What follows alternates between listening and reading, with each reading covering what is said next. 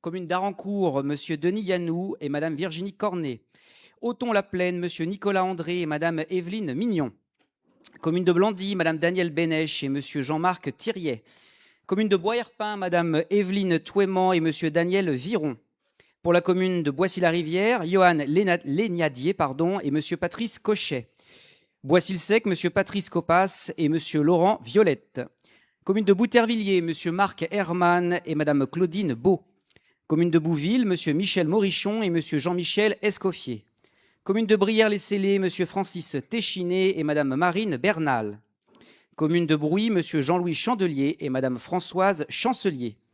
Commune de Châlot-Saint-Marc, Madame Christine Bourreau et Monsieur Romaric Tessier.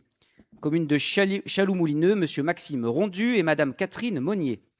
Pour la commune de Champmoteux, Monsieur Jérôme Desnoux et Madame Vanessa Bourg. Pour la commune de Châtignonville, Monsieur Henri Bélier et Monsieur Laurent Dallier. Pour Congerville-Thionville, Madame Marjolaine Pelé et Monsieur Hervé Benoît.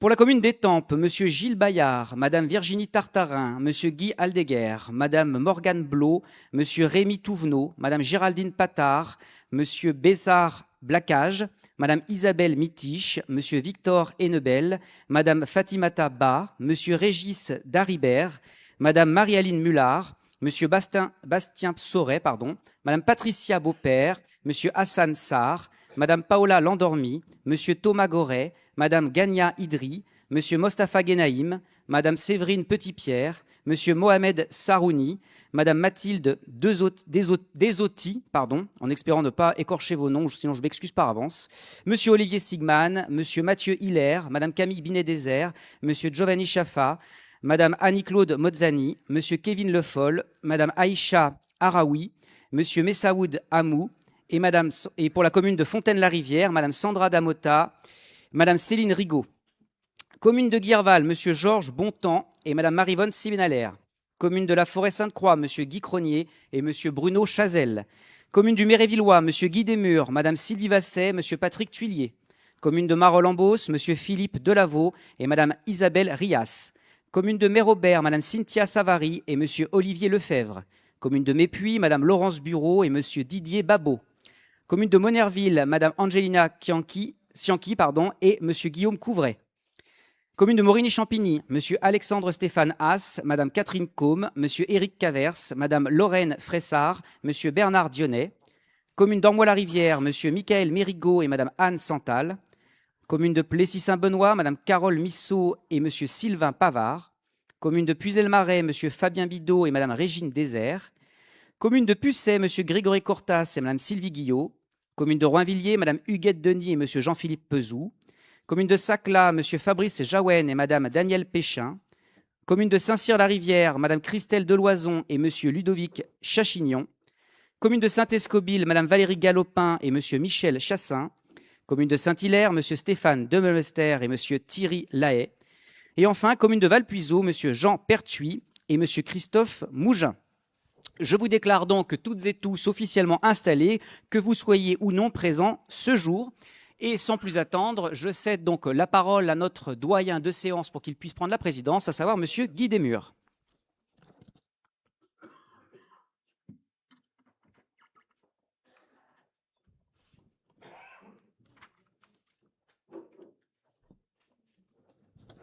Bien, écoutez, mesdames et messieurs, chers collègues, bonsoir, bienvenue à Sacla.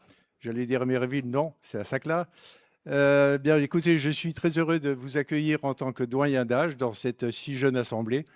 Mais c'est très, très important pour la démocratie d'ouvrir donc cette séance spécialement dédiée aux élections. Enfin, vous verrez donc toute la séance. Bien, donc je déclare la séance ouverte, mais avant, je vais faire l'appel. Abbeville-la-Rivière, Éric Meyer. Angerville, Johan Mittelhauser. Angerville, Frédéric Sabourin, Michel. Angerville, Dominique Vory. Angerville, Patricia Ambrosio Tadi. Arancourt, Denis Yanou. Othon-la-Plaine, Nicolas André. Blandy, Danielle Bénèche. Bois-Herpin, Evelyne Touément. Boissy-la-Rivière, Johan Laïgniagdier, excusez-moi. Lénadier, voilà, Lénadier. Boissy-le-Sec, Patrice Copaz. Boutervilliers, Marc Herman. Bouville, Michel Morichon. Brière-les-Célés, Francis Téchiné. Brouilly, Jean-Louis Chandelier. Chalot-Saint-Bar, Christine Bourreau. Chalot-Molineux, Maxime Rendu. Champboteux, Jérôme Desnoux. Châtignonville, Henri Bélier. Congerville-Thionville, Marjolaine Pelé. Étampes, Gilles Bayard. Étampes, Virginie Tartarin. Étampes, Guy Aldeguer. Étampes, Morgane Blot. Étampes, Rémi Touvenot. Pardon, excusez-moi. Étampes, Géraldine Patard. Étampes, Bézard Clacache. Étampes, Isabelle Mitiche. Étampes, Victor Hennebel. Étampes, Fatima Ba. Étampes, Régis Daribert. Étampes, Marie-Aline Mullard. Étampes, Bastien Soré. Étampes, Patricia Beaupère. Étampes, Hassan Sarr. Étampes, Paola Landormi. Étampes, Thomas Goré. Étampes, Gania Idri. Étampes, Mostafa Genems. Excusez-moi. Étampes, Séverine Petitpierre. Pas arrivé. Étampes, Mohamed Sarouni. Étampes, Mathilde De Sotti. Pas là. Étampes, Olivier Zigman. Étampes, Mathieu Hiller. Étampes, Camille Binet-Désert. Étampes, Giovanni Chaffa. Étampes, Annie-Claude Mozani. Étampes, Kevin Le Foll. Étampes, Aïcha Araoui. Étampes, Messaoud Hamou. Fontaine-la-Rivière, Sandra Damota. Guy Herval, Georges Bontemps. La Forêt-Sainte-Croix, Guy Cronier. Le Mérévillois, Guy Desmurs. Le Mérévillois, Sylvie Vassé. Le Mérévillois, Patrick Tullier. Marolles-en-Beauce, Philippe Delaveau. Mérobert, Cynthia Savary. Mépuy, Laurence Bureau. Monerville, Angelina Cianti, excusez, à donner pouvoir à Johan Mittalhauser. Morigny-Champigny, Alexandre Stéphane Haas. Morigny-Champigny, Catherine Com. Morigny-Champigny, Éric Cavers. Morigny-Champigny, Lorraine Fressard. Morigny-Champigny, Bernard Dionnet. Ormois-la-Rivière, Michael Mérigot. Plessis-Saint-Benoît, Carole Missot. Puisay-le-Marais, Fabien Bidot. Pucé, Grégory Courtas. Pucé, Sylvie Guillot. Roinvilliers, Huguette Denis. Sacla, Fabrice Jaouen. Sacla, Daniel Péchin. Saint-Cyr-la-Rivière, Christelle Deloison. Saint-Escobille, Valérie Galopin. Saint-Hilaire, Stéphane Demeul-Mester. Et Valpuiseau, Jean Pertuis. Bien. Le quorum étant atteint, naturellement, nous allons maintenant procéder à l'élection du président de notre Assemblée. Bon, pour la bonne tenue des délibérations, il est demandé à chaque conseiller communautaire désirant intervenir de se présenter. Conformément aux dispositions de l'article L2121-15 du CGPCT, il y a lieu de désigner un élu pour assurer les fonctions de secrétaire de séance. Alors, si vous en êtes d'accord, je propose la candidature de Madame Christelle Deloison aux fonctions de secrétaire de séance. Il n'y a pas de souci, je pense que tout le monde est ravi. Donc, il n'y a pas d'opposition. Donc, Christelle, félicitations. Tu es désignée secrétaire de séance à l'unanimité.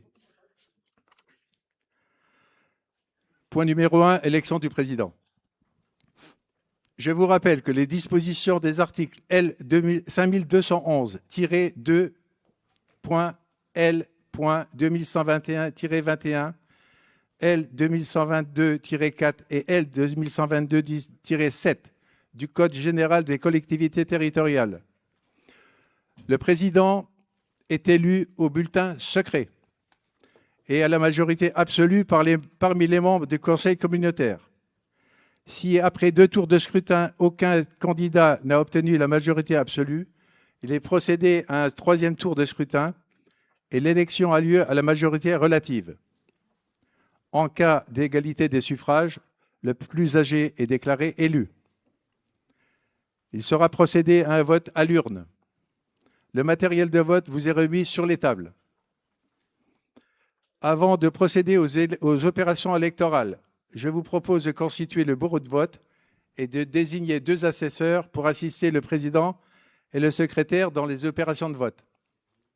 Je propose la candidature de Madame Sandra Damota et de Monsieur Nicolas André. Est-ce qu'il y a d'autres candidatures? Je ne vois pas d'autres candidatures. Bien. Eh bien, écoutez, Madame Sandra Damota et Monsieur Nicolas André seront donc nos ascenseurs et je les remercie. Il y a beaucoup de ouf, hein. Bien, eh bien, écoutez, maintenant, on va passer aux choses extrêmement sérieuses. Avant, c'était sérieux également. Le bureau est encore situé. Je vous propose de passer à l'élection du président, pour laquelle j'ai reçu une demande d'intervention de M. Jean Pertuis, à qui je passe la parole.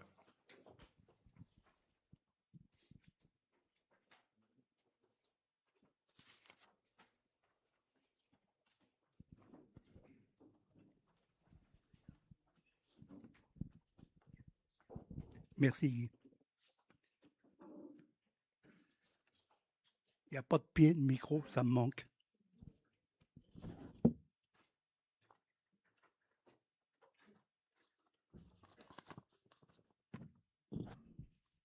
Monsieur le Président, Guy Desmurs, Mesdames, Messieurs les maires et élus communautaires, mes chers collègues, chers amis, Mesdames, Messieurs les représentants de l'administration, on compte beaucoup sur vous, chers collaborateurs, rassurez-vous, je ne suis pas candidat à la présidence de la communauté d'agglomération de l'Étampoi Sud-Essonne. Toutefois, vous vous doutez bien que si je prends la parole ce soir, c'est pour vous en proposer un ou une, sait-on. Je voudrais cependant, en préambule, plus précisément pour les élus qui siègent ce soir pour la première fois dans cette instance, et pour celles et ceux qui l'auraient oublié, vous faire une brève rétrospective sur notre collectivité que j'ai eu l'honneur et le plaisir de présider pendant 9 années, pendant près de 9 années, pas eu tout à fait 9.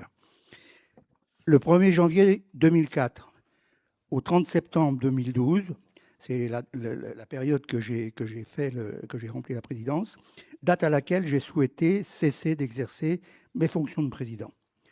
Notre collectivité est née à l'initiative de 5 maires qui, en 2002, ont proposé à leurs conseils municipaux respectifs de délibérer afin de lancer ce projet. Il s'agissait des communes de Boutervilliers, Étampes, La Forêt-Sainte-Croix, Puisay-le-Marais et Valpuiseau. Le territoire ainsi défini, même s'il assurait une continuité, n'a pas paru cohérent aux yeux des services de l'État et nos délibérations n'ont pas été prises en compte. Cependant, le processus était engagé et les réunions de travail ont été suivies, qui ont suivi, ont permis de proposer un nouveau périmètre rassemblant 21 communes. Et nous avons ainsi pu créer la CCE, la communauté de communes de l'Étampois, avec 11 communes du canton d'Étampes, 5 communes du canton de Méréville et 5 communes du canton de Dourdan, à compter du 1er janvier 2004. Au cours de l'année suivante, nous avons accueilli la commune de Blandy, qui avait émis le vœu de nous rejoindre, portant le nombre de communes à 22. Au renouvellement du conseil municipal, des conseillers municipaux en 2008, la CCE a repris ses prérogatives sans modification notoire. Cependant, En cette même année, un recours sur lequel je ne m'étendrai pas ce soir nous a contraints, afin de ne pas priver nos administrés de services à la population d'une part et de ne pas mettre nos agents au chômage, de dissoudre la CCE et de recréer dans un délai record la CCE-SE, le SE pour, le SE pour Sud-Essonne. Pour mémoire, dissolution le mardi 23 décembre 2008, recréation le mardi 30 décembre 2008, à la même, avec forcément réélection du président et des vice-présidents. Croyez-moi bien, cet épisode restera gravé dans les mémoires de chacune et chacun d'entre nous. Après mon départ, le 30 septembre 2012, et afin de terminer le mandat devant Séchoir en mars 2014, c'est Francis Tassin, le maire de Boutervilliers, qui a repris la présidence de la CCE-SE et il a accueilli au 1er janvier 2013 les 16 communes orphelines du canton de Méréville, portant ainsi le nombre de communes à 38. Vint ensuite le renouvellement du conseil municipal de mars 2014 avec l'élection de notre regretté Jean-Pierre Colombani, qui depuis nous a quittés, à la présidence. C'est donc au début de ce mandat que le président a proposé de passer en communauté d'agglomération afin de mieux appréhender l'avenir de notre collectivité. C'était surtout parce qu'il y avait des dotations qui étaient plus importantes.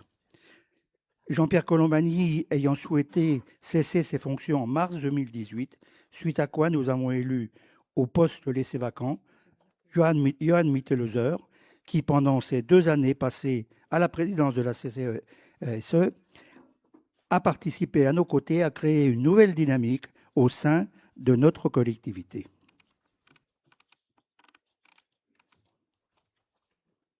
Je n'ai pas tout sorti. J'en ai tourné trop.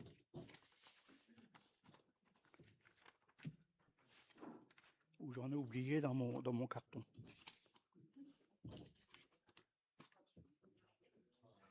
Je vais voir s'il m'en reste pendant le... Toi, Rémi, je ne te permets pas.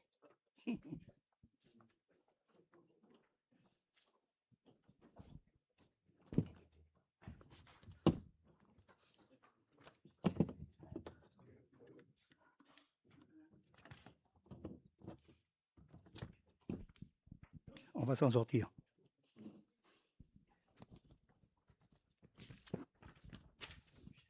Ça fait un petit intermède.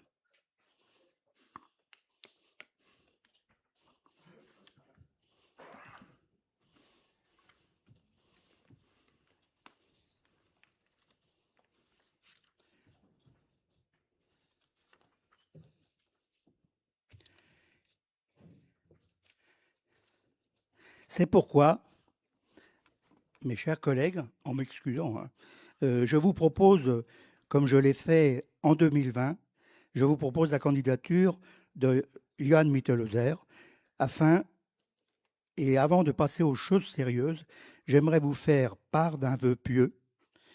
Vous connaissez toutes et tous ma grande sagesse et la rigueur qui m'anime et mon sens fort à l'égard de l'intérêt général.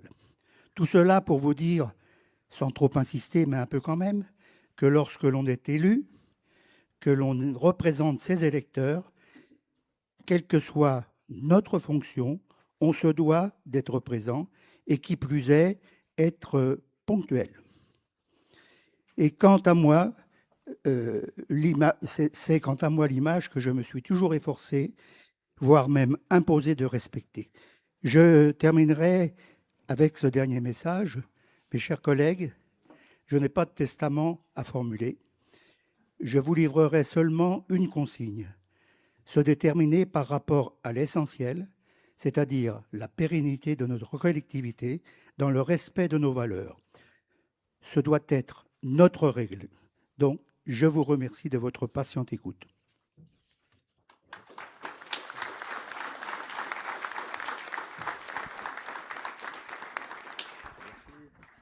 Merci Jean.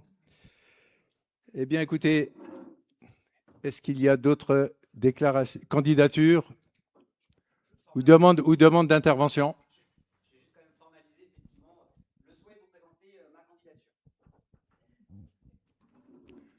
Est-ce qu'il y a d'autres candidatures? Pas d'autres candidatures? Eh bien, écoutez, les candidatures étant enregistrées, nous allons passer au vote. Donc, les services vont passer parmi vous.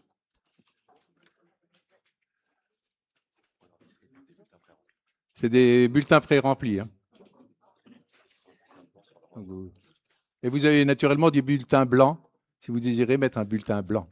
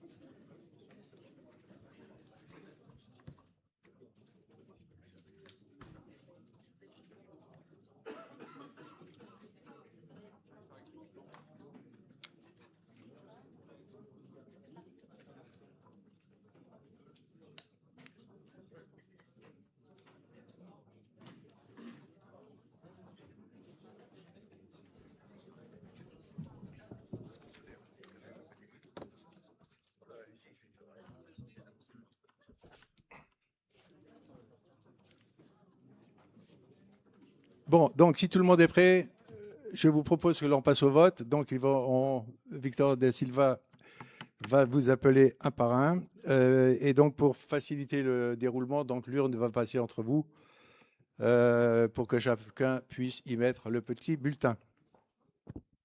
Merci. Éric Meyer, Johan Mittelhauser, Frédéric Sabourin-Michel, Dominique Vaury, Patricia Ambroso-Tadi, Denis Yanou, Nicolas André, Daniel Bénèche, Evelyne Touéman, Johan Légnadier, Patrick Copax, Marc Herman, Michel Morichon, Francis Téchiné. Ah oui, il faut revenir au début de la ligne. Jean-Louis Chandelier, Christine Bourreau, Maxime Rondu, Jérôme Desnoux, Henri Bélier, Marjolaine Pelé, Gilles Bayard, Virginie Tartarin, Guy Aldeguerre, Morgane Blot, Rémi Touvenot, Géraldine Patard,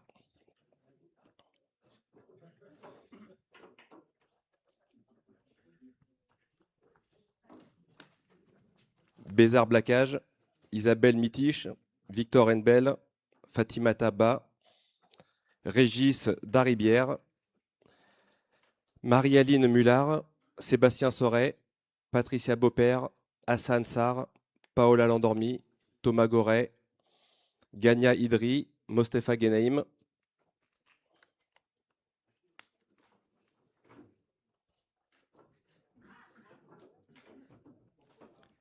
Séverine Petitpierre, Mohamed Sarouni, Mathilde Dezotti, Olivier Zigman, Mathieu Hiller, Camille Binet-Dezer, Giovanni Chaffa, Annie-Claude Mozani, Kevin Le Foll, Aïcha Aroui,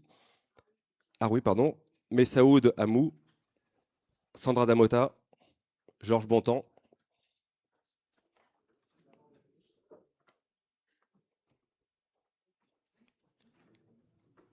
Guy Cronier, Sylvie Vasset, Patrick Tullier, Philippe Delaveau, Cynthia Savary, Laurence Bureau. On repassera à la fin parce que Johan Mittelhauser avait le pouvoir également d'Angelina Cianti, Alexandre Stéphane Haas, Catherine Combe, Éric Cavers, Laurine Fressard,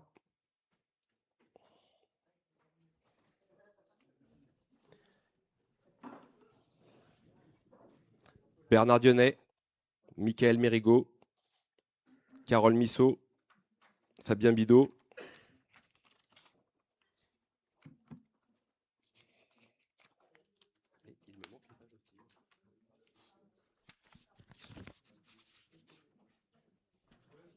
Et il m'en manque un morceau. Fabien Bidot, Grégory Courtas, Sylvie Guyot, Huguette Denis, Fabrice Jaouen, Daniel Péchin, Christelle Deloison, Valérie Galopin, Stéphane Demelemester, Jean Pertuis. Et il va nous rester Guy Desmurs en tant que président de séance et le pouvoir de Johan Mitterlauser à Angelina Santi.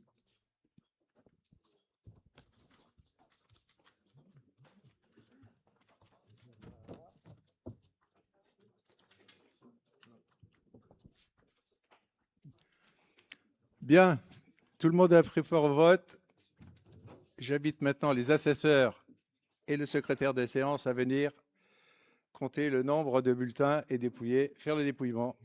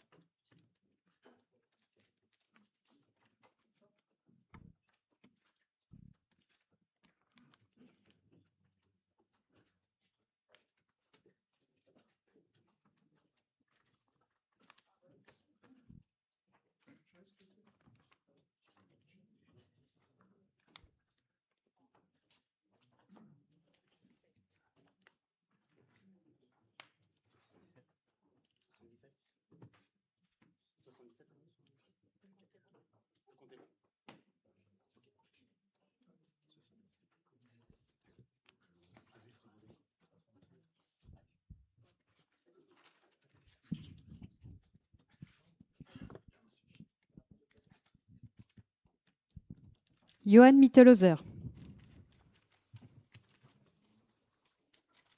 Johan Mitterlauser.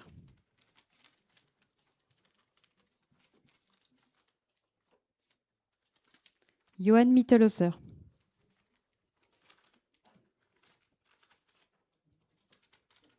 Johan Mitterlauser.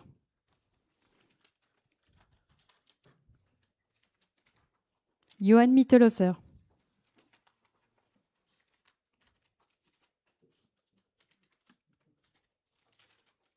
Blanc.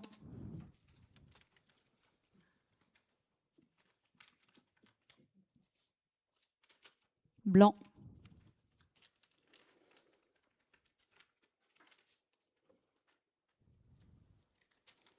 Johan Mitterlauser. Johan Mitterlauser. Johan Mitterlauser.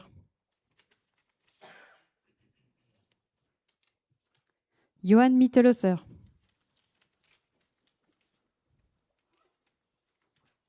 Johan Mitterlauser.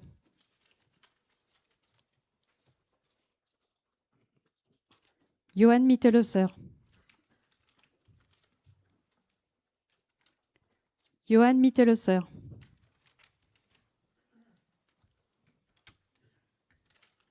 Johan Mitterlauser. Johan Mitterlauser. Johan Mitterlauser. Johan Mitterlauser. Johan Mitterlauser. Johan Mitterlauser.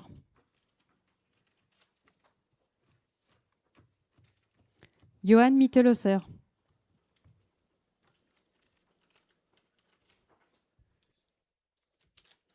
Johan Mitterlauser.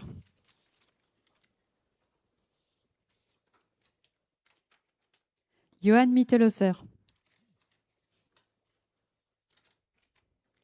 Johan Mitterlauser.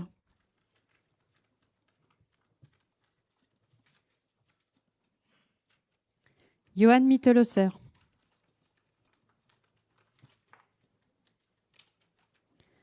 Johann Mittelhauser.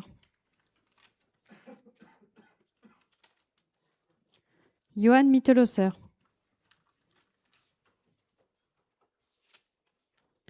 Johann Mittelhauser.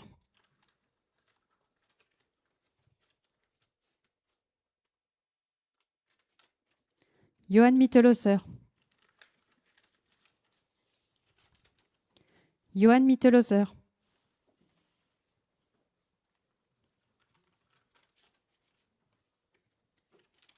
Johann Mittelhauser.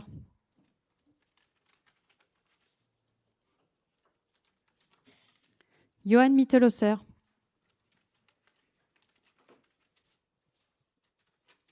Johann Mittelhauser. Johann Mittelhauser.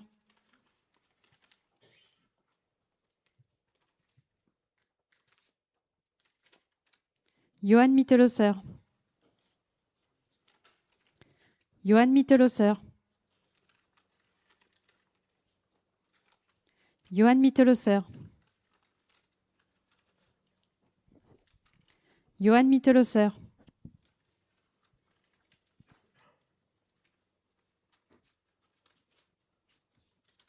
Johann Mittelhauser. Johann Mittelhauser.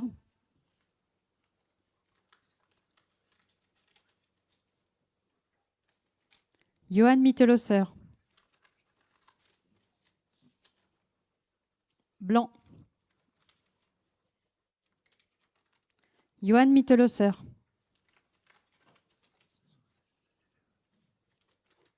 Johann Mittelhauser. Johann Mittelhauser. Johann Mittelhauser.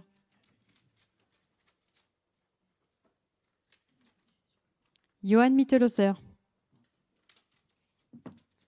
Johann Mittelhauser. Johann Mittelhauser.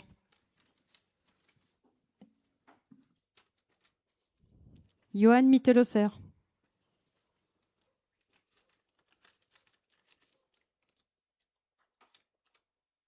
Johann Mittelhauser. Johann Mittelhauser. Johann Mittelhauser. Johann Mittelhauser.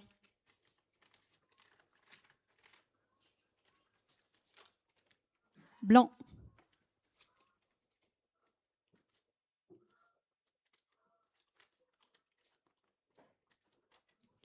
Johann Mittelhauser. Johann Mittelhauser.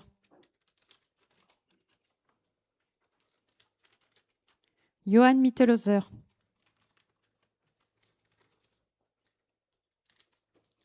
Johann Mittelhauser. Johann Mittelhauser.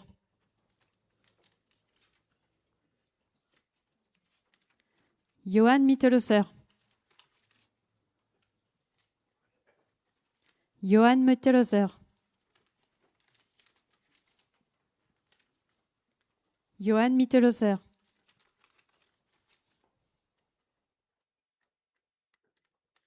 Johann Mittelhauser. Johann Mittelhauser. Johann Mittelhauser.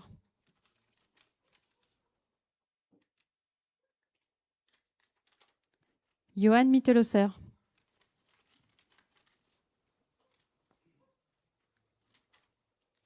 Johann Mittelhauser. Johann Mittelhauser.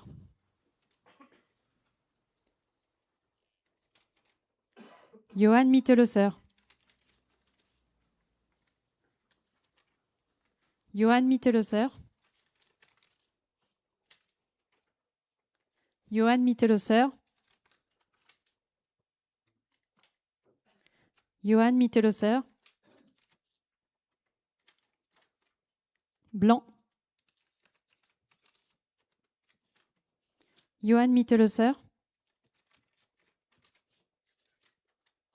Johan Mittelhauser.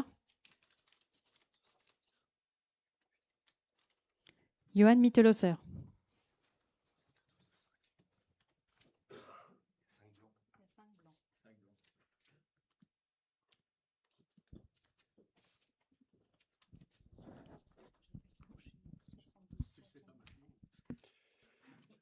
Le suspense, il y a beaucoup de suspense.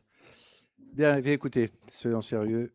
Nombre de conseillers ou délégués présents à l'appel n'ayant pas pris part au vote, 0. Nombre de votants, enveloppe déposée, 77. Nombre de suffrages déclarés blancs par le bureau, 5.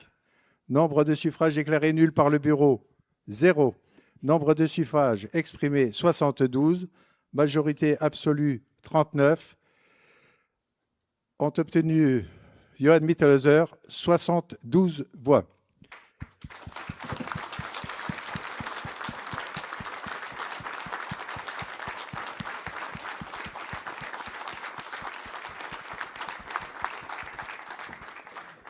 Je proclame donc Johan Mittelhauser président de l'agglomération de l'Étang-Poix Sud-Essonne et je l'invite à venir rapidement me remplacer.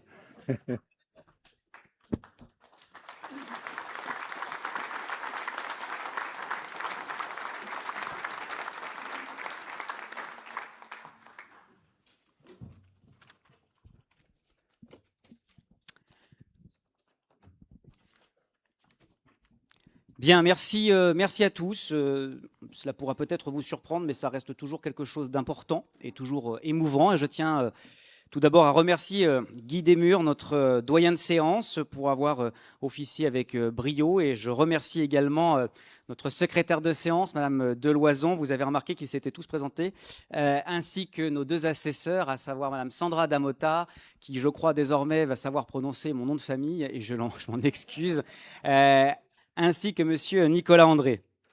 Bien, mesdames et messieurs, mes chers collègues, merci à tous de l'honneur que vous me faites ce soir en me renouvelant votre confiance à la présidence de notre communauté d'agglomération. Ce soir, je vous le dis humblement, vous ne réalisez pas un homme.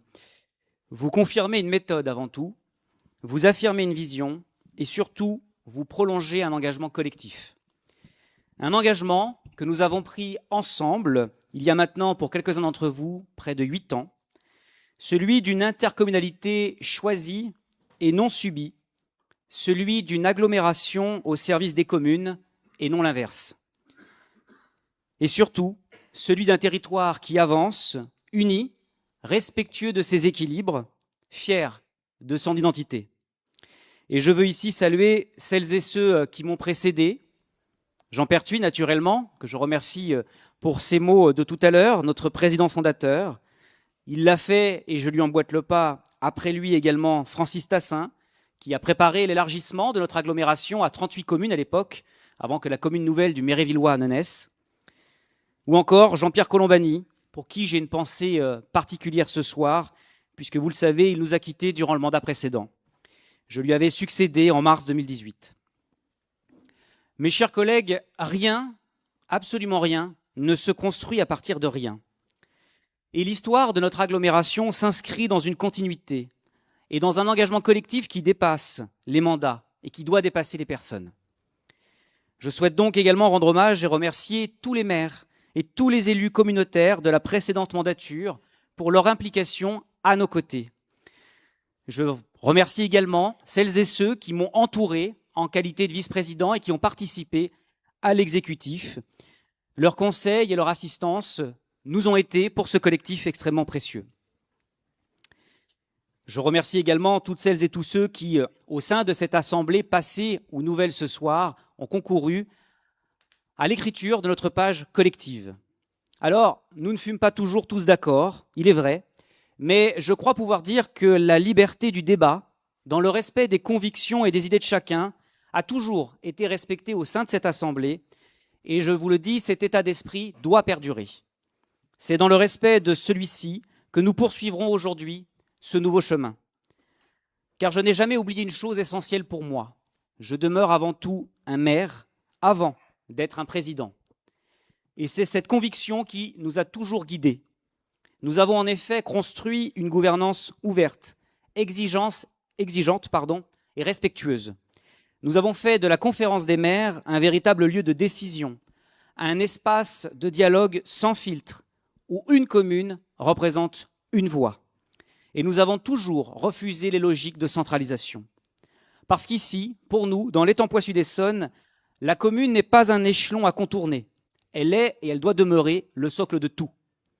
Ensemble, nous avons donc transformé ce qui n'était encore qu'un outil fragile en une agglomération structurée, reconnue et utile au quotidien. Nous avons fait un choix clair, celui du concret. Pendant 8 années, nous avons agi dans tous les domaines du quotidien. Bien sûr, tout n'est pas parfait.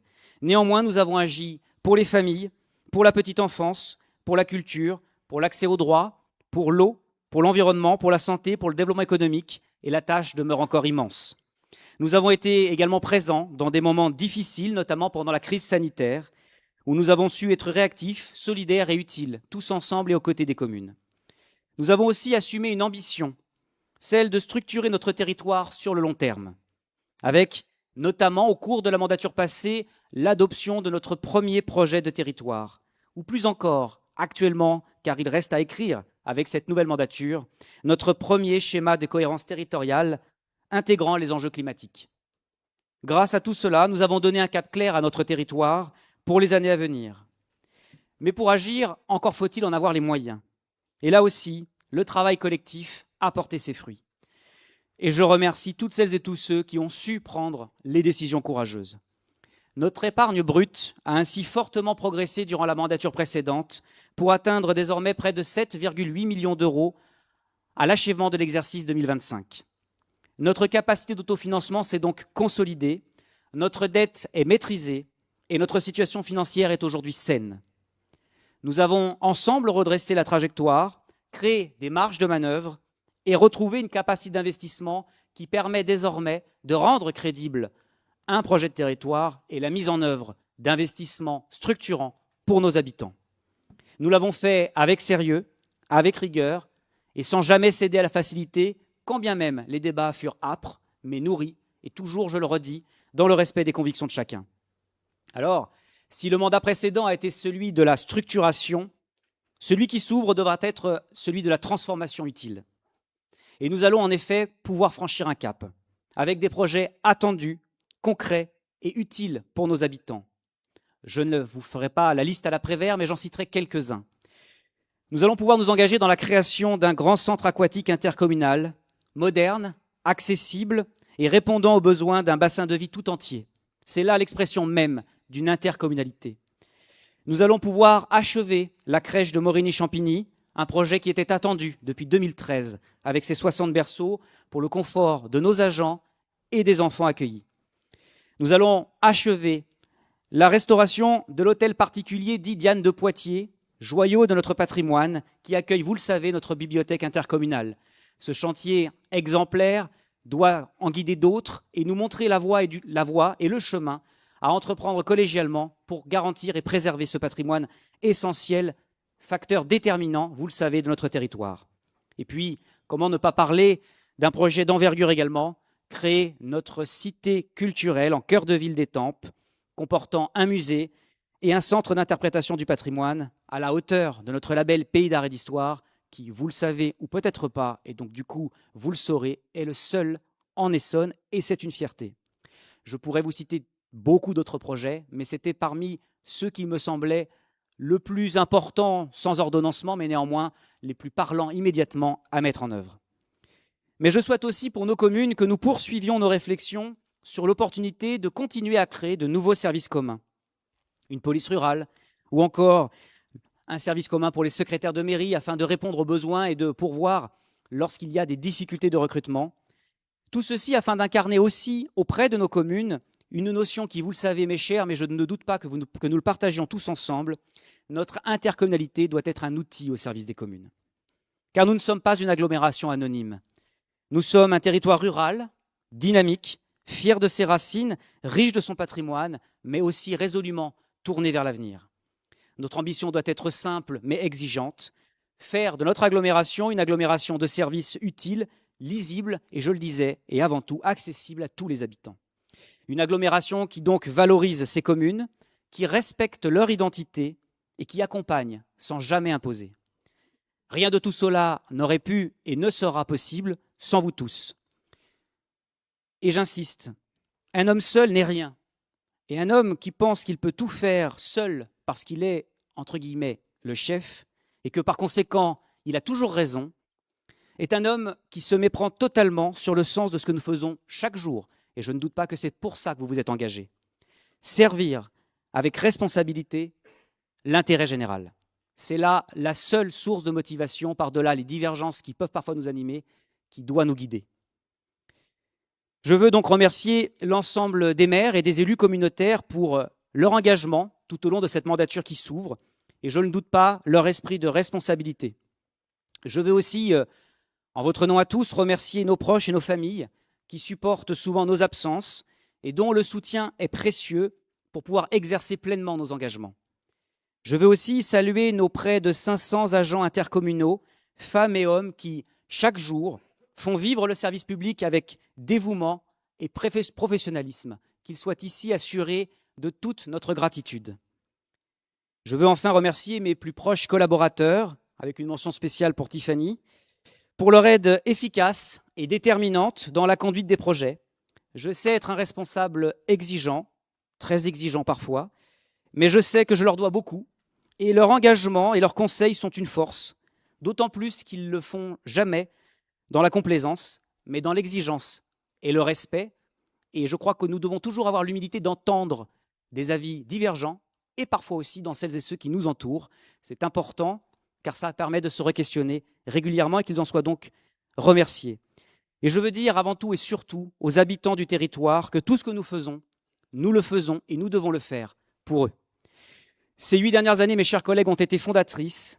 Les 8 prochaines, je n'en doute pas, seront décisives. Nous avons posé des bases. Nous allons maintenant pouvoir bâtir avec détermination, avec ambition, mais toujours avec humilité. Parce que le chemin reste long, parce que les défis sont nombreux, mais parce que nous avons démontré ensemble que lorsque les communes sont respectées, que lorsque les élus travaillent collectivement et lorsque l'intérêt général guide l'action, alors tout devient possible. Chacun l'aura compris, l'agglomération n'a donc pas dit son dernier mot, et ensemble, nous allons écrire la suite. Je vous remercie.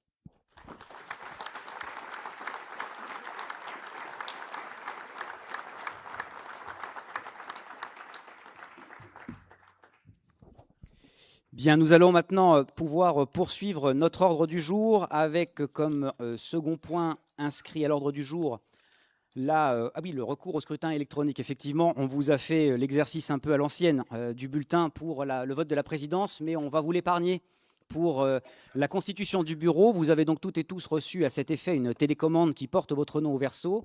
Mais pour pouvoir l'utiliser, il me revient préalablement et conformément à l'article 2121-21 du Code général des collectivités territoriales de solliciter votre autorisation pour que nous puissions avoir recours au scrutin dit public, c'est-à-dire qu'il permet de retranscrire l'orientation de vos votes. Alors en l'occurrence, pour la plupart de nos votes là, ils seront au scrutin secret, mais une autre partie seront au scrutin public.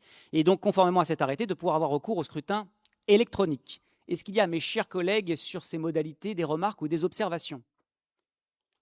Je n'en vois pas. Nous pouvons donc procéder conformément au dit article. Nous pouvons poursuivre avec... Je suis en train de perdre mes pages. Hop.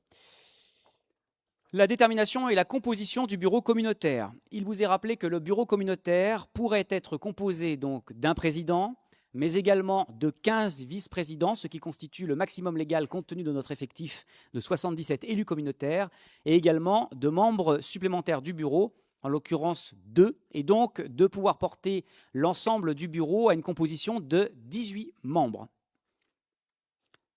Est-ce qu'il y a des remarques ou des observations sur ce point ?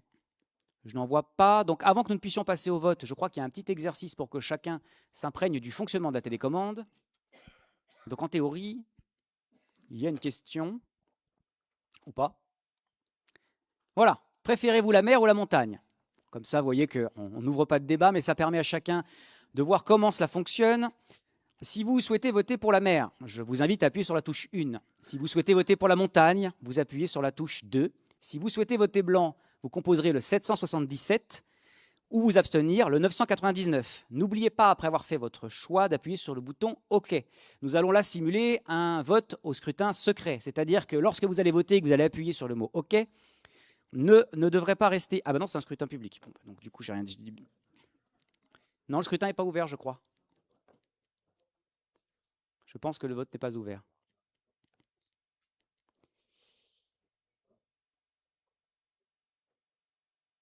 Alors voilà, donc c'est bien une simulation d'un scrutin secret. Donc une fois que vous aurez validé, votre choix n'apparaît plus. C'est ce qui confirme la confidentialité, puisque notre installation est donc certifiée. Nous ne connaissons pas l'orientation de votre vote, mais la bonne prise en compte de celui-ci se matérialise par le mot OK qui reste affiché sur votre télécommande.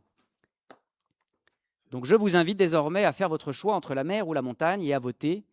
Nous en sommes actuellement à 64 votants, 65 sur 77. Assurez-vous bien que le mot OK reste affiché sur votre télécommande, c'est ce qui indique que votre vote est bien pris en compte. Il nous reste Monsieur Bontemps et Monsieur Hamou. Monsieur Bontemps.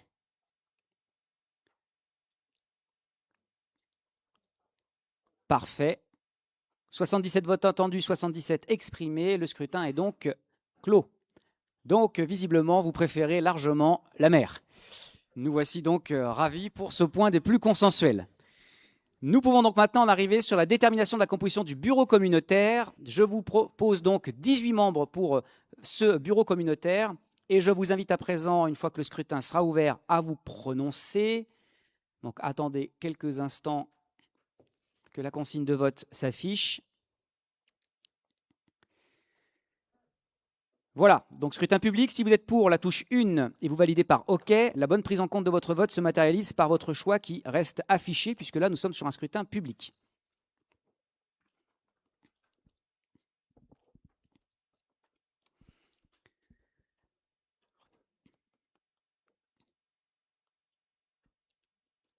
Il nous reste encore quelques votants. Parfait. Donc 77 votes attendus, 68 pour et 9 abstentions. À l'unanimité, la délibération est adoptée et le bureau communautaire composé à 18 membres. Nous pouvons donc dès à présent entrer dans l'élection des membres du bureau communautaire. Et nous allons passer au vote à scrutin secret via vos télécommandes. Donc pour la première vice-présidence, je vous propose la candidature de M. Gilles Bayard. Est-ce qu'il y a, mes chers collègues, d'autres candidatures? Je n'en vois pas. Et donc, candidat, M. Gilles Bayard.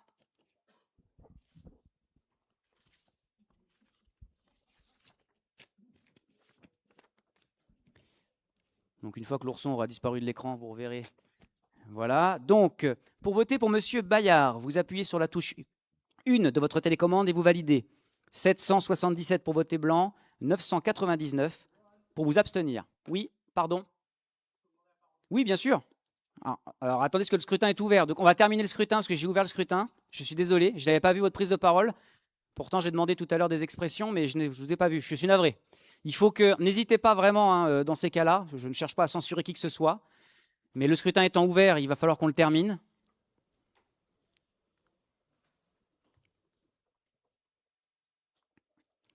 Alors, il nous reste encore quelques noms qui sont attendus. Parfait, 77 votes attendus, 77 exprimés. Nous pouvons clore le scrutin. Monsieur Gilles Bayard a obtenu 66 voix et est donc élu premier vice-président. Et je l'invite à bien vouloir nous rejoindre en le déclarant installé dans ses fonctions.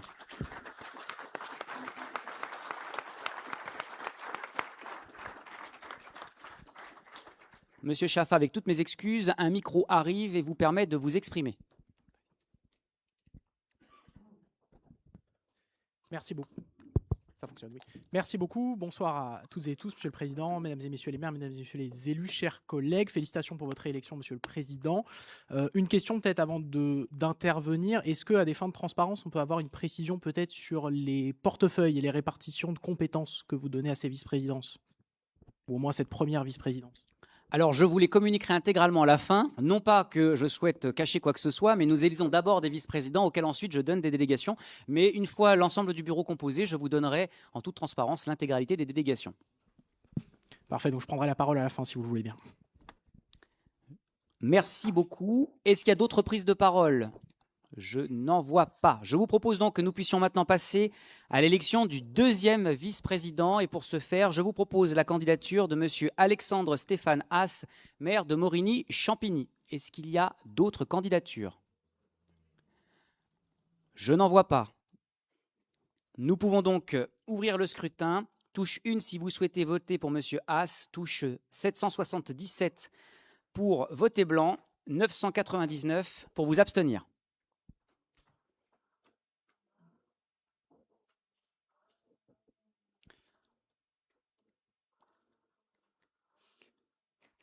Il nous reste encore Monsieur Delaveau. Quelqu'un qui fait de la mécanique à côté. Monsieur Delaveau, votre vote est attendu. Vérifiez que le mot OK apparaît bien sur votre télécommande, sinon c'est que votre vote n'est pas pris en compte. Est-ce que quelqu'un peut peut-être aller aider Monsieur Delaveau, si jamais il y a un souci avec la télécommande, ce qui pourrait arriver?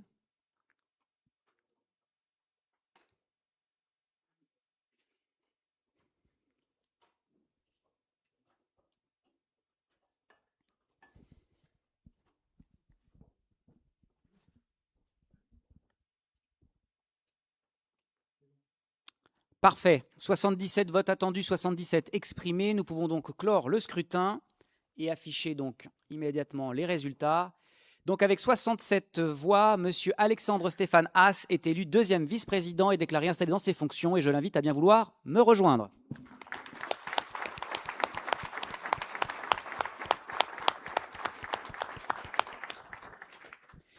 Pour l'élection du troisième vice-président, je vous propose la candidature de M. Guy Cronier. Est-ce qu'il y a d'autres candidatures? Je n'en vois pas. Je vous propose donc de prendre en compte la candidature de M. Guy Cronier et d'ouvrir le scrutin. Touche 1 si vous souhaitez voter pour M. Cronier, 777 pour voter blanc et 999 pour vous abstenir. Et vérifiez que le mot OK reste bien affiché pour la bonne prise en compte de votre vote.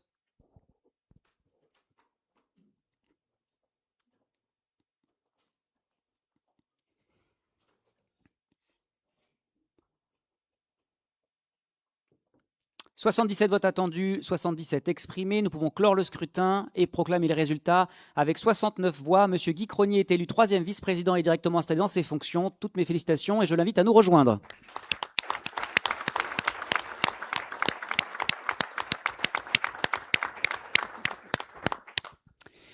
Nous poursuivons avec l'élection du quatrième vice-président et je vous propose la candidature de Madame Huguette Denis. Est-ce qu'il y a d'autres candidatures? Je n'en vois pas. Je vous propose donc de passer au vote. Touche 1 pour voter pour Madame Denis, 777 pour voter blanc, 999 pour vous abstenir.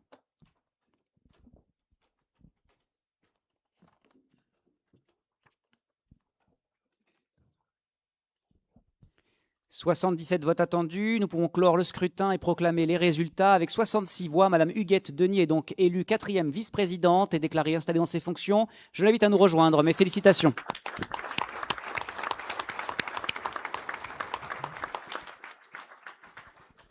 Pour le poste de cinquième vice-président, je vous propose la candidature de Monsieur Jean Pertuis. Est-ce qu'il y a d'autres candidatures? Je n'en vois pas. Je vous propose donc d'ouvrir le scrutin. Touche 1 pour voter pour M. Pertuis, 777 pour voter blanc, 999 pour vous abstenir.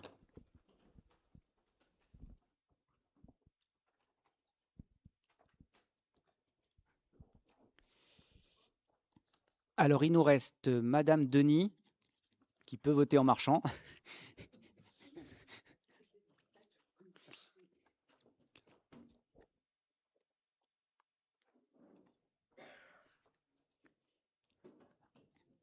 Merci, 77 votes exprimés. Nous pouvons donc clore le scrutin et proclamer les résultats. Avec 67 voix, M. Jean Pertuis est donc élu cinquième vice-président et déclaré installé dans ses fonctions. Je l'invite à nous rejoindre. Félicitations. Nous poursuivons avec le 6e vice-président. Je vous propose la candidature de monsieur Michael Mérigot. Est-ce qu'il y a d'autres candidatures? Je n'en vois pas. Je vous propose donc d'ouvrir le scrutin. Touche 1 pour voter pour monsieur Mérigot, 777 pour voter blanc, 999 pour vous abstenir.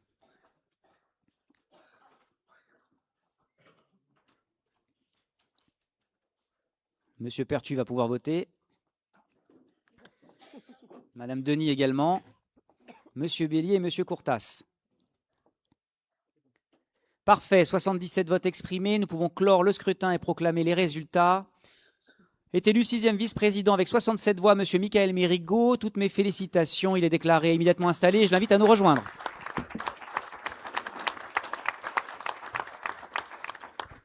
Nous poursuivons avec l'élection de la 7e vice-présidente. Je vous propose la candidature de madame Virginie Tartarin. Est-ce qu'il y a d'autres candidatures?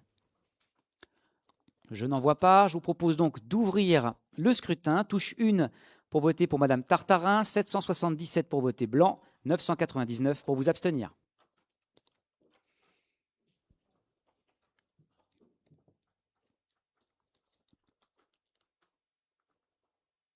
Alors, il nous reste madame Guillot et monsieur Idri.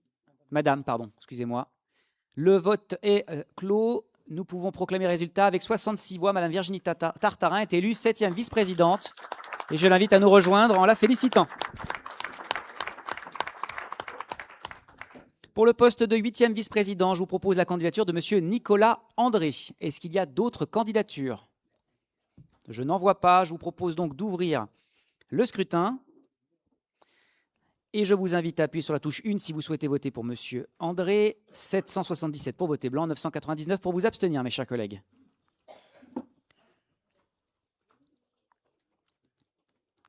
Alors, il nous reste encore 2 votants. Merci. Le vote est clos. 77 exprimés, 67 voix obtenues par monsieur Nicolas André, qui est donc déclaré 8e vice-président. Et je l'invite à nous rejoindre et je lui adresse nos félicitations.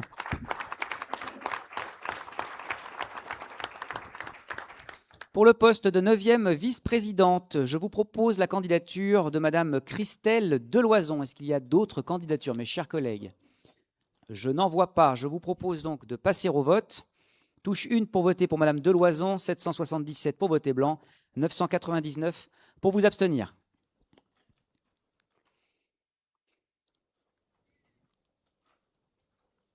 Alors, 77 votes exprimés, parfait. Nous pouvons donc clore le scrutin et proclamer les résultats. Avec 64 voix, madame Deloison est élue 9e vice-présidente. Je la déclare immédiatement installée et lui adresse mes félicitations, l'invitant à nous rejoindre.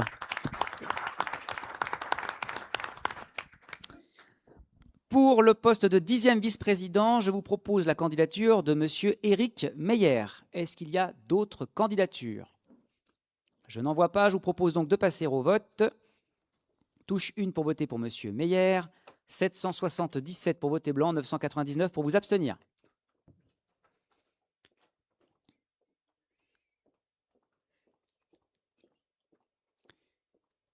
Encore 2 votants. 1. Parfait. 77. Nous pouvons clore le scrutin et proclamer les résultats. Avec 67 voix, M. Éric Meyer est élu 10e vice-président et je l'invite à nous rejoindre en le déclarant immédiatement installé. Mes félicitations.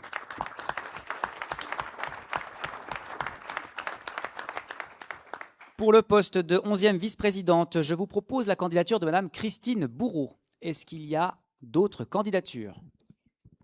Je n'en vois pas. Je vous propose donc de passer au vote. Touche 1 pour voter pour Mme Bourreau. Touche 777 pour voter blanc, 999 pour vous abstenir.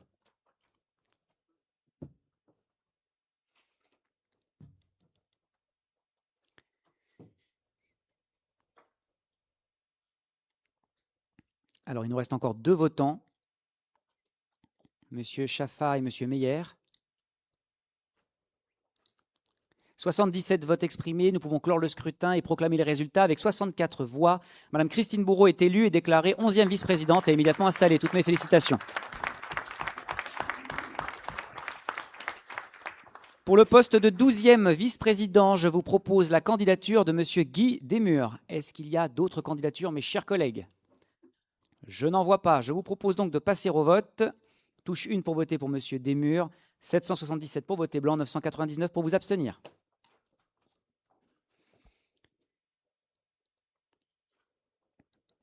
Parfait. 77 votes exprimés. Nous pouvons donc clore le scrutin et proclamer les résultats. Avec 61 voix, M. Guy Desmurs est élu 12e vice-président et déclaré immédiatement installé dans ses fonctions. Je l'invite à nous rejoindre, le félicitant.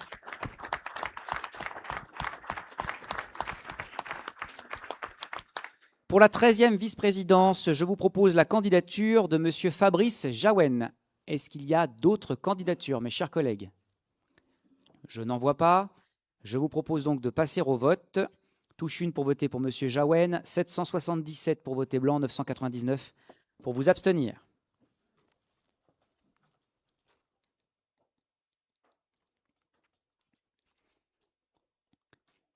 « 77 votes exprimés. Nous pouvons donc clore le scrutin et proclamer les résultats.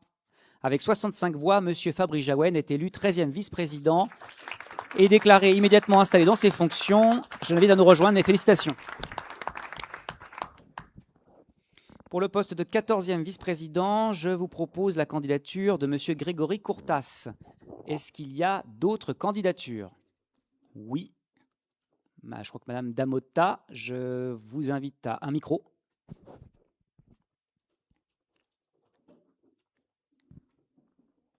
C'est une question? Non, c'est une intervention. Pardon, une candidature, je vous en prie. Alors, mesdames et messieurs, en tant que jeune mère, lorsque je suis arrivée dans ce milieu, je pensais que dans les petites strates sans étiquette pour la plupart, on agissait différemment. Je pensais que la compétence serait le premier critère et que les décisions se prendraient dans l'intérêt des territoires et des citoyens. Pendant la campagne municipale, certaines personnes, non pas du bureau, m'ont dit « Tu es une femme, demande un poste à l'agglo, tu l'auras ». Alors, je ne suis pas féministe et avoir des quotas, ça ne m'intéresse pas. Le respect des femmes, oui, mais pas de cette manière. Donc pour moi, les compétences de chacun comptent plus que la parité. Je n'ai donc rien demandé. Effectivement, même lors de la conférence des maires, je ne me suis pas exprimée. Parfois, pour préserver des équilibres, on place des personnes à des postes qui ne sont pas nécessairement celles que la compétence justifierait. Ce qui m'étonne, c'est que même lorsque certains pensent que ces choix ne sont pas idéaux, très peu osent le dire. Ce constat est un vrai apprentissage dans ce milieu. L'équilibre politique prime sur la compétence et c'est dommage car un dirigeant, même très compétent comme Johan, car je le pense sincèrement, il est compétent, l'est encore plus si on ose lui partager les avis divergents.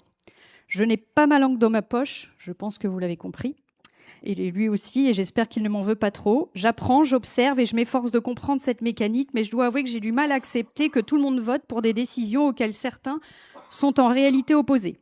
Je partage cela, non pas pour critiquer gratuitement, mais pour témoigner que je souhaite porter un engagement sincère.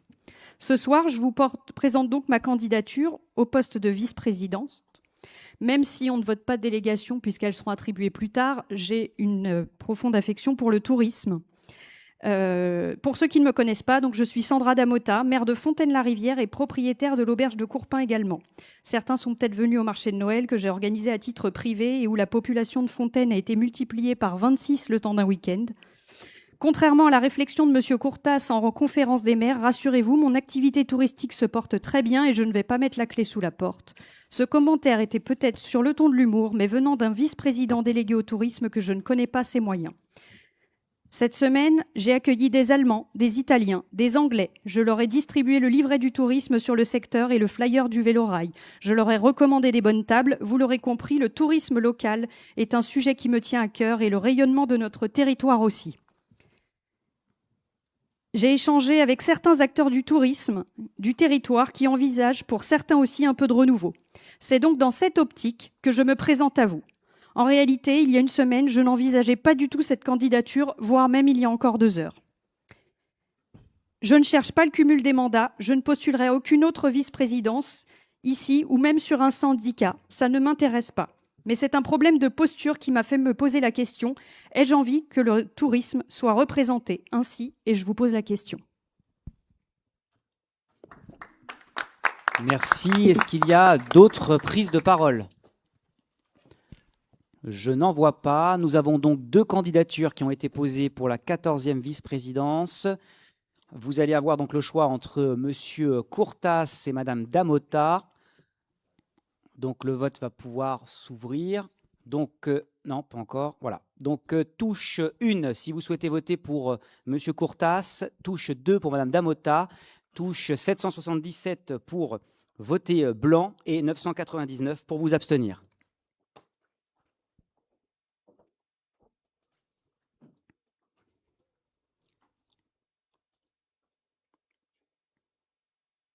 Alors, il nous reste encore 2 votants attendus. Ah, parfait. 77 votes exprimés. Nous pouvons clore le scrutin. Donc, avec 41 voix, soit 55,4% des voix, contre 33 voix, soit 44,6% des voix, M. Grégory Courtas est donc élu 14e vice-président et déclaré immédiatement installé. Je l'invite à bien vouloir nous rejoindre.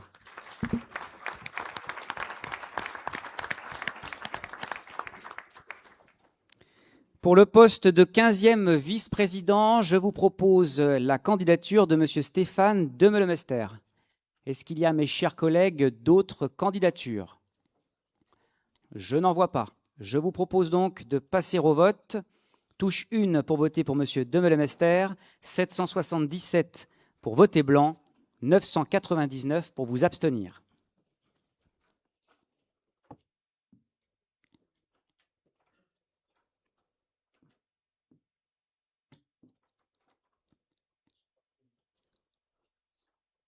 Il nous reste 2 votants, 1 votant.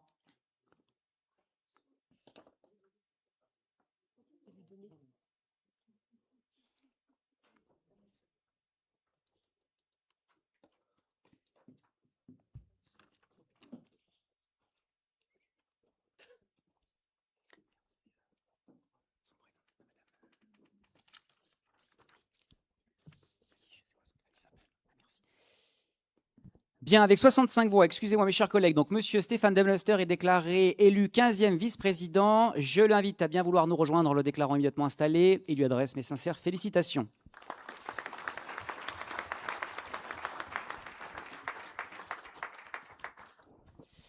Merci. Nous allons maintenant arriver aux 2 membres supplémentaires du bureau qui deviendront donc présidents délégués, présidentes en l'occurrence, puisque ce sont 2 femmes.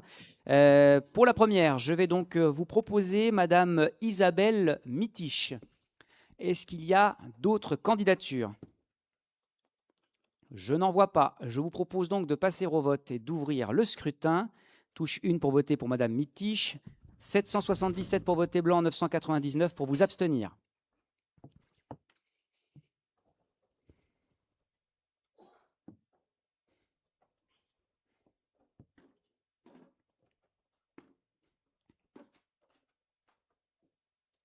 « 77 votes attendus, tous exprimés. Nous pouvons clore le scrutin et proclamer les résultats. Avec 63 voix, Madame Isabelle Mitiche est donc élue membre supplémentaire du bureau communautaire et je l'invite à bien vouloir nous rejoindre en la déclarant immédiatement installée.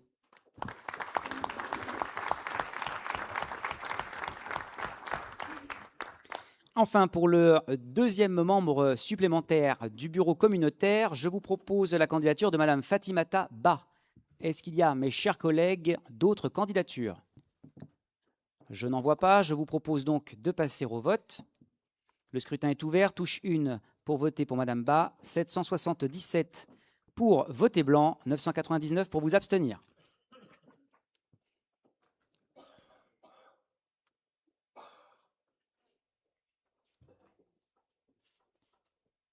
Alors, il nous reste encore un votant. Madame Haraoui. C'est bon, nous pouvons clore le scrutin. Avec 63 voix, Madame Fatima Taba est donc élue 2e membre supplémentaire du bureau communautaire. Je la déclare immédiatement installée. Je l'invite à bien vouloir nous rejoindre.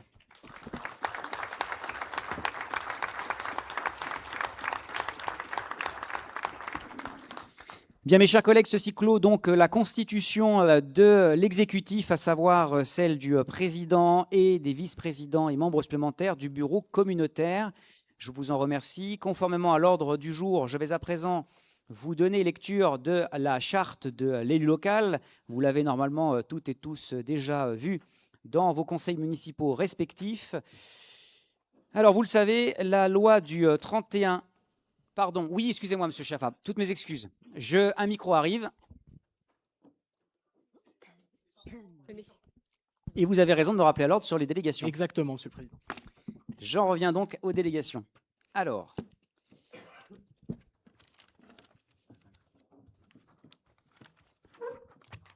donc, M. Gilles Bayard, en qualité de premier vice-président, sera délégué à la consolidation de l'identité territoriale et à la mise en valeur du patrimoine du pays d'art et d'histoire, ainsi qu'à la cohésion sociale et urbaine dans le cadre de la politique de la ville et au pilotage stratégique des infrastructures aquatiques. M. Alexandre Stéphane Haas sera délégué à l'attractivité et au rayonnement du territoire, au développement économique et à la structuration des espaces d'activité. M. Guy Cronier sera délégué à l'agriculture et à l'alimentation, à la valorisation de la démarche IGP du Cresson, ainsi qu'aux services aux communes et aux relations avec celles-ci. Mme Huguette Denis sera déléguée à la politique culturelle, à la valorisation du patrimoine muséal et au développement des équipements culturels. M. Jean Pertuis sera délégué à la gestion durable et à la sécurisation de la ressource en eau potable et au pilotage du service public de l'eau. M. Michael Mérigot sera délégué à la stratégie territoriale et à l'aménagement du territoire, incluant les politiques de l'habitat, du logement et des mobilités, ainsi qu'à la gestion des milieux aquatiques et à la prévention des inondations. Mme Virginie Tartarin sera déléguée au pilotage et à la mise en œuvre du programme Action Cœur de Ville. M. Nicolas André sera délégué aux politiques de l'enfance et de la petite enfance, à l'inclusion des personnes en situation de handicap, ainsi qu'à l'accès aux droits et au fonctionnement de la Maison de justice et du droit. Mme Christelle Deloison sera déléguée à la stratégie des ressources humaines et au dialogue social. M. Éric Meyer sera délégué à la gestion durable et à la modernisation de l'assainissement collectif et non collectif, ainsi qu'au pilotage et au déploiement des innovations numériques au service du territoire connecté. Mme Christine Bourreau sera déléguée à la transition écologique, à l'économie circulaire et à la prévention et à la gestion des déchets. M. Guy Desmurs sera délégué à la stratégie de la commande publique et au pilotage de la politique d'achat. M. Fabrice Jaouen sera délégué aux finances, à la stratégie et au pilotage budgétaire, ainsi qu'à la prospective financière. M. Courtas sera délégué au développement et à la structuration de l'offre touristique. M. Demelester sera délégué au pilotage des grands projets structurants et à la gestion du patrimoine bâti communautaire. Mme Mitiche sera présidente déléguée au pilotage du contrat local de santé. Et Mme Bas sera présidente déléguée au pilotage du contrat de ville. Voici pour les délégations, mes chers collègues. Est-ce qu'il y a des interventions? Oui, M. Chaffa, je vous en prie. Merci, Monsieur le Président, pour ces précisions fort utiles. On ne peut que se réjouir du fait que la première vice-présidence soit notamment dédiée à la cohésion territoriale dans le cadre de la politique de la ville. C'était déjà le cas, si ma mémoire est bonne, sous le précédent mandat, avec un prédécesseur d'illustre mémoire en la personne de Franck Marlin. Espérons que son successeur sera davantage présent sur ce dossier-là. Et c'est justement sur cette question-là que je voulais intervenir, parce que, évidemment, la question de la politique de la ville présente des enjeux qui sont des enjeux conséquents pour la ville d'Étampes en particulier, mais pour l'agglomération de manière générale. Et on pourrait trouver qu'il y a quelque chose d'ironique, pour ne pas dire de choquant, voire de provoquant, à confier cette délégation à la politique de la ville à quelqu'un qui, pour le dire gentiment, a sans doute découvert qu'il y avait des quartiers prioritaires politiques de la ville dans le cadre de cette campagne. Elle aura eu au moins une vertu dans l'espace de sa commune. Quelque chose de choquant et de provoquant quand on désigne quelqu'un pour s'occuper de la politique de la ville qui a fait le choix durant cette campagne d'adopter un double langage, là aussi à la manière de son prédécesseur. Et je le dis assez tranquillement, un double langage quand quelques jours avant les élections municipales et ce second tour, il était dit aux jeunes de ces quartiers prioritaires que Monsieur le maire, vous ne cautionniez pas les propos de vos colistiers au Roland raciste, en tout cas tels qu'ils ont été qualifiés par la presse, pour quelques jours plus tard les désigner comme adjoints au maire. Il y a là quelque chose de frappant, d'étonnant en termes de double langage et de double discours. Et donc, effectivement, je me permets de le dire dans un langage d'honnêteté et de transparence, il y a quelque chose de choquant à ce que ce soit vous, monsieur le maire, monsieur Bayard, qui preniez en charge cette question de la politique de la ville. Et c'est d'autant plus choquant au regard de l'historique qui était celle de cette compétence qui, je l'ai dit, était confiée précédemment à Franck Marlin. C'est étonnant dans le sens où, je l'ai dit, les enjeux sont énormes. On a 4000 habitants sur la commune d'Étampes qui habitent dans des quartiers prioritaires de la politique de la ville, avec 35% des habitants de Guinette qui sont sous le seuil de pauvreté, 40% des habitants de la Croix-de-Vernaille qui vivent sous le seuil de pauvreté, 19% des jeunes jeunes de Guinette et de la Croix-de-Vernaille qui sont sans emploi ni formation, et des enjeux majeurs notamment sur le suivi du NPNRU, sur le suivi du programme d'investissement volontaire, des enjeux majeurs aussi sur la transparence d'attribution des logements sociaux qui sont de la compétence de l'agglomération, avec le système de scoring qui devrait être mis en place, nous l'espérons, dans une version maximaliste. Enjeu majeur enfin sur la question de la mise en œuvre du contrat de ville tel qu'il a été évalué sous le précédent mandat et qu'il est désormais renouvelé. Et ces enjeux majeurs, au-delà des chiffres que j'ai donnés, ils ont des visages que nous avons croisés pendant la campagne et qui ont été bien peu représentés par nos opposants. Ces visages, c'est ceux de Mariam, par exemple, qui désormais habite seule dans sa cage d'immeuble, qui est laissée à l'abandon, sans réponse des bailleurs, avec des travaux qui ne sont pas faits, de l'humidité qui s'accumule et des nuisibles qui prolifèrent dans l'indifférence du bailleur. Ces visages, c'est ceux d'Aïcha, qui vit dans une situation de suroccupation manifeste, là aussi dans le silence assourdissant du bailleur, et de ceux qui siègent en commission d'attribution de logement. Et donc, ce que j'avais à dire ici, Monsieur le Président, et je vous prie de m'excuser de troubler cette journée qui est un peu solennelle, c'est que les envies, les besoins des habitants des quartiers prioritaires, elles rejoignent en réalité les envies et les besoins des habitants des Étampes-Poix et plus largement de notre agglomération. Quand on a fait l'évaluation du contrat de ville, les 3 priorités qui revenaient, c'était celle de la santé,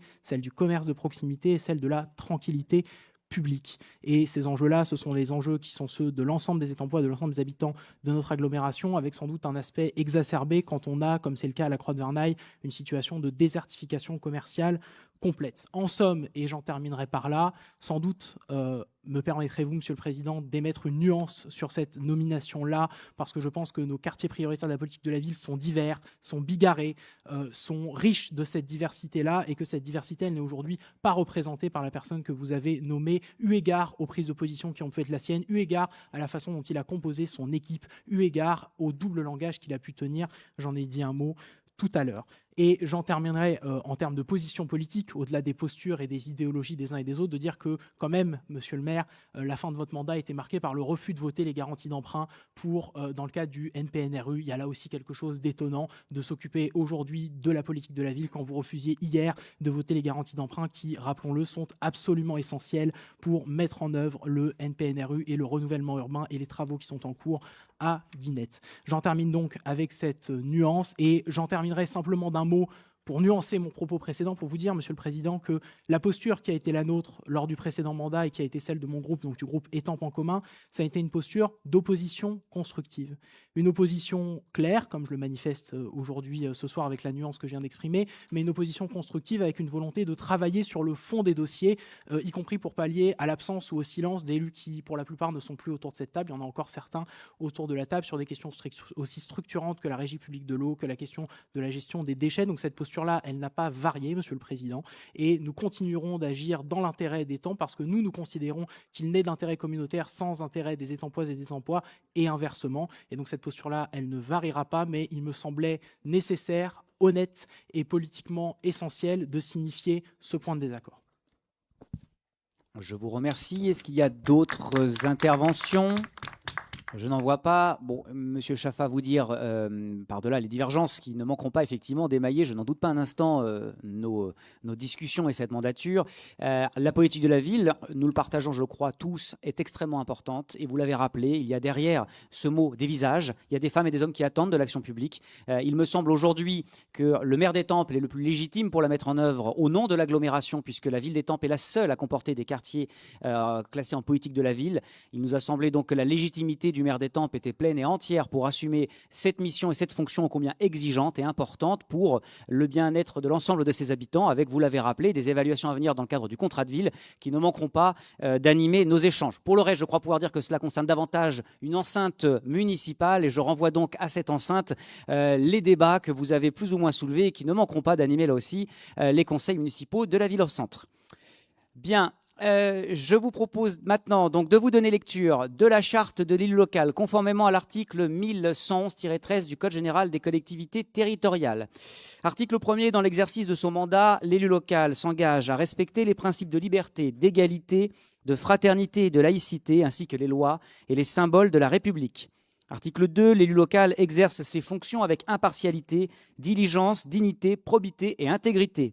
Dans ce cadre, il poursuit le seul intérêt général à l'exclusion de tout intérêt qui lui soit personnel, directement ou indirectement, ou de tout autre intérêt particuliers.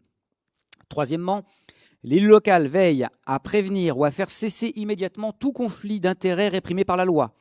Lorsque ses intérêts personnels sont en cause dans les affaires soumises à l'organe délibérant dont il est membre, l'élu local s'engage à les faire connaître avant le débat et le vote.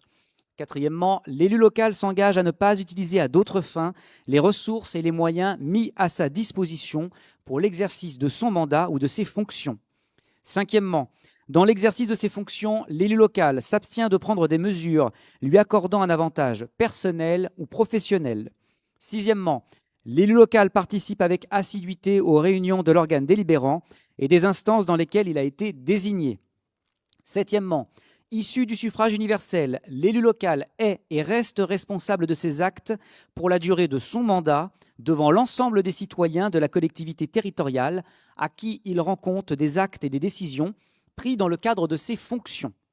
Huitièmement, l'élu local déclare dans un registre tenu par la collectivité territoriale les dons, avantages et invitations d'une valeur qu'il estime supérieure à 150 € et dont il a bénéficié en raison de son mandat. Neuvièmement, ne sont pas soumis à cette obligation déclarative les cadeaux d'usage et les déplacements effectués à l'invitation des autorités publiques françaises ou dans le cadre d'un autre mandat électif. Enfin, en complément et conformément à l'article 1111-14 du Code général des collectivités territoriales, je vous indique que les élus locaux peuvent bénéficier du versement d'une indemnité pour l'exercice effectif de leurs fonctions électives et de la prise en charge des frais exposés dans ce cadre, dans les conditions qui sont prévues par la loi. Par ailleurs, les élus locaux sont affiliés pour l'exercice de leur mandat au régime général de la sécurité sociale dans les conditions définies à l'article L. 382-31 du Code de la sécurité sociale et à des régimes spéciaux définis par le présent code. Par ailleurs, les élus locaux bénéficient, à l'occasion de leurs fonctions, d'une protection organisée par la collectivité territoriale, conformément aux règles fixées par le code pénal, les lois spéciales et le présent code. De plus, le droit à la formation est reconnu aux élus locaux et il s'exerce dans les conditions fixées par le présent code. Par ailleurs, toute personne titulaire d'un mandat local bénéficie, dans les conditions prévues par la loi, de garanties accordées dans l'exercice du mandat et à son issue, et permettant notamment de concilier celui-ci avec une activité professionnelle ou la poursuite d'études supérieures. De plus, tout élu local peut consulter un référent déontologue chargé de lui apporter tout conseil utile au respect des principes mentionnés à l'article 1111-13. Enfin, un décret en Conseil d'État détermine les modalités et les critères de désignation des référents déontologues. Voilà, mes chers collègues, nous devons donc prendre acte de la présentation et donc de la lecture de cette charte de l'élu local qui se manifeste donc par un vote. Je vous invite donc à vous munir de votre télécommande et à, je dirais, ni être pour ni être contre la charte, mais valider que nous vous l'avons donc bien présentée. Donc, si je peux me permettre de donner une orientation au vote, je vous inviterai à voter une.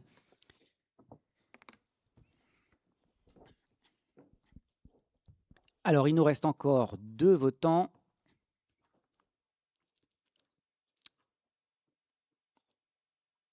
Madame Côme.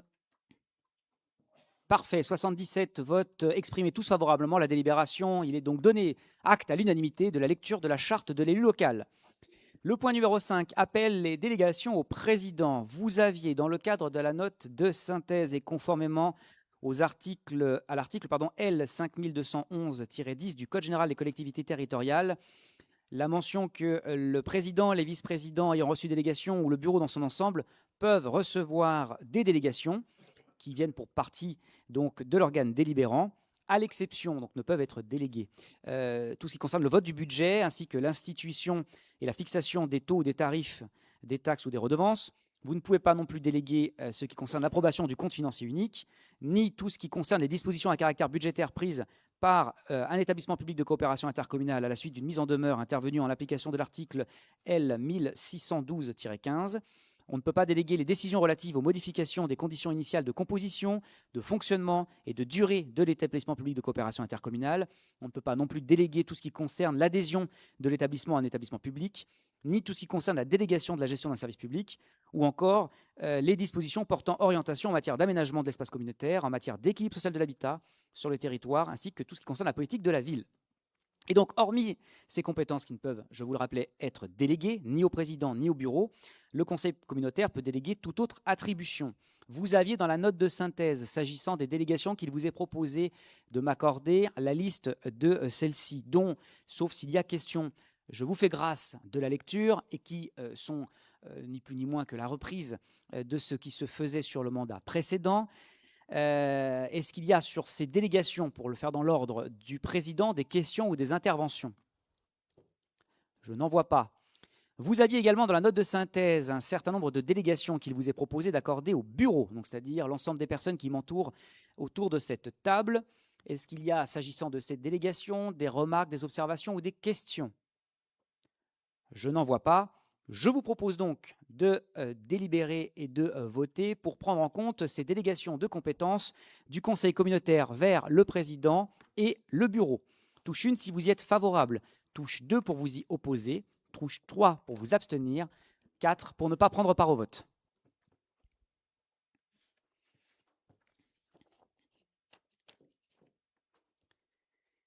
Alors, il nous reste encore 3 votants attendus. 1. Monsieur Delaveau.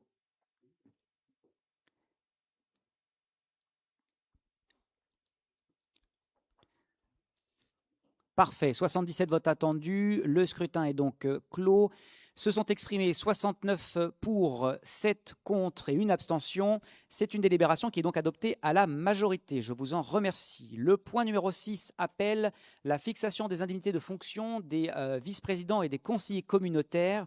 Alors, il vous est rappelé que conformément à la loi créant le statut de l'élu local, l'indemnité du président est fixée de droit par décret en Conseil d'État, dit conseil qui n'est toujours pas sorti, et que donc vous avez pour les vice-présidents un maximum, on vous présente des chiffres après, c'est quand même plus parlant, mais je vous rappelle le cadre, un maximum qui donc correspond à 44% de l'indice brut terminal.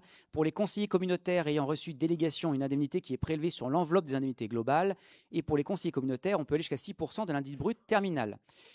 Il vous est proposé de répartir l'enveloppe de la même manière que sur le mandat précédent, à l'exception donc pour être tout à fait transparent, donc de l'indemnité du président qui ne donne pas lieu à débat et pour lequel on attend le décret en Conseil d'État. Et donc vous avez donc plutôt sur la partie rose ce qui est proposé avec le taux et le montant brut mensuel pour le président, les vice-présidents, les présidents délégués et les élus communautaires. Et on vous rappelle la base de calcul qui est l'indice brut terminal de la fonction publique, dont je vous fais grâce de la numérotation. Mais ceci pourrait donc parfaitement transparent sur l'affichage. Monsieur Chaffa, un micro arrive. Ah, bah vous l'avez déjà. Il n'a pas bougé. Monsieur le Président, juste une question pour notre bonne compréhension collective. Il me semble qu'il n'y avait pas de vice-président délégué sous le précédent mandat. Qu'est-ce qui a conduit à cette évolution qui est favorable à la ville d'Étampes, donc dont acte, Bien mais sûr. Simplement une question. Il y avait 2 présidents délégués sous le précédent mandat, monsieur Michael Mérigot et monsieur Éric Meyer. Donc ce n'est pas une première. Et il y avait déjà eu une délibération, alors je n'ai plus la date, je dirais que c'était aux alentours de 2023, où on avait donc délibéré pour instituer le montant proposé pour les présidents délégués. Donc ce n'est pas une première pour notre Assemblée. Est-ce qu'il y a, mes chers collègues, d'autres questions? Je n'en vois pas. Je vous propose donc de passer au vote sur la proposition qui vous est formulée. Touche 1 si vous êtes pour, 2 pour vous y opposer, 3 pour vous abstenir, 4 pour ne pas prendre part au vote.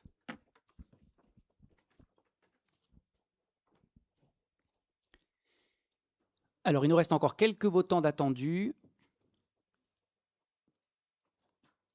Encore 2. 1. Parfait. 77 votes attendus, 69 se sont prononcés pour et 8 se sont abstenus. La délibération est donc adoptée à l'unanimité. Je vous en remercie. Le 7e point concerne l'autorisation de recruter un collaborateur de cabinet. Comme la note de synthèse vous le rappelait, conformément à l'article 110 de la loi 84-53 du 26 janvier 1984, qui a été modifié et portant dispositions statutaires relatives à la fonction publique territoriale, l'autorité territoriale peut librement former son cabinet en recrutant un ou plusieurs collaborateurs pour assurer des missions de conseil auprès de lui-même. Compte tenu du nombre d'agents que compte notre EPCI, le cabinet peut être dans les Tempois Sud-Essonne composé de 5 collaborateurs au maximum. Toutefois, et conformément à ce qui est en vigueur et ce qui était en vigueur au précédent mandat, je vous propose, si vous en êtes d'accord, de n'ouvrir qu'un seul emploi pour pouvoir, en toute transparence aussi, reconduire la personne qui était actuellement sur ce poste. Est-ce qu'il y a, mes chers collègues, des interventions ou des questions sur ce point? Vous aviez dans la note de synthèse, de manière beaucoup plus précise, toutes les fonctions et tout ce qui est attendu de la part d'un collaborateur de cabinet dont je vous fais grâce, sauf si vous avez besoin de précision.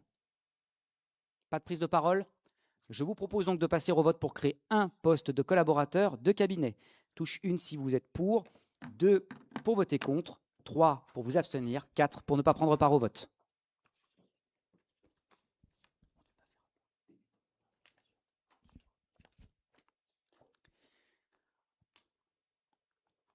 « 77 votes attendus, ils sont tous exprimés favorablement. C'est donc une délibération adoptée à l'unanimité. Je vous en remercie.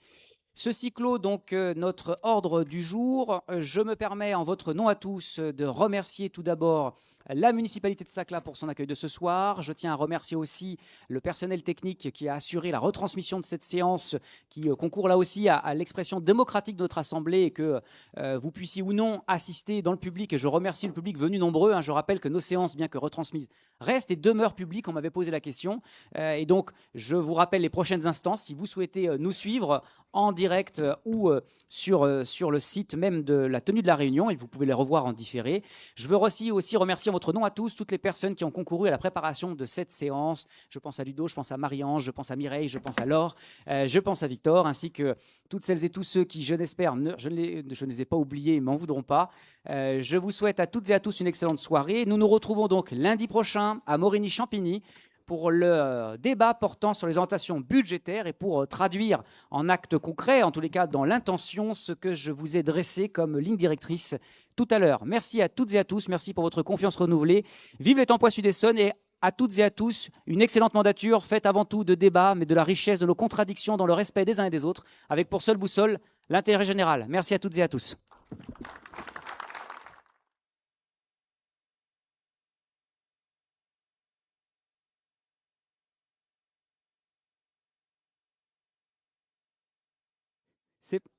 C'est pas pour la rediffusion, c'est bon, ne paniquez pas, vous pouvez arrêter la rediffusion. C'est juste vu que